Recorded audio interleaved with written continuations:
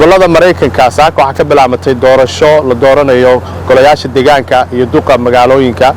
waxa ka mid ah gobolka Minnesota magaalada Minneapolisna waxa uu tartamaya 13 xildhibaan iyo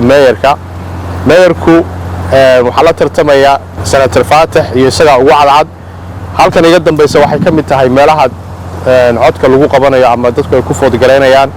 saaka dad badan baa soo baxay oo codeeyay doorashadani waa ta ugu adag oo ugu baaragtay xiisaha badan waxay bilaabatay saaka 8 subaxnimo waxay dhamaanaysaa caawa 8 fiidnimo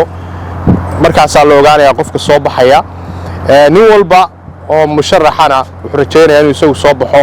doorashadani waa tii ugu adkayd ee gobolka Minnesota especially gaar ahaan Minneapolis ka dhacda oo u dhaxaysa dad u tartamaya mayorka sida uu ogtihiin Fatah wuxuu sheegay inuu dhimayo ciidanka booliiska Minneapolis hadduu guuleysto halka mayorku uu sheegay inuu ciidan badan hayr gareynayo inuu ku darayo Soomaali badan oo haddaba ay ka shaqeeyaan iyo inuu mar walba isagu ciidanka taageersan yahay ammaankuna uu yahay muhiimadiisa ugu weyn marka waxaynu sugnaaba caawa 8 fiidnimo marka ay xidhmato codayntu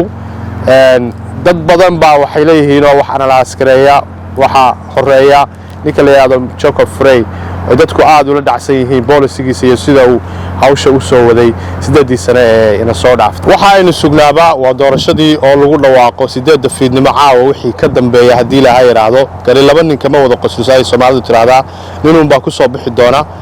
marka insha Allah hawday malaanina ina daawataan waa Cabdiqaadir Jaamac Ahmed Minnesota Somali Network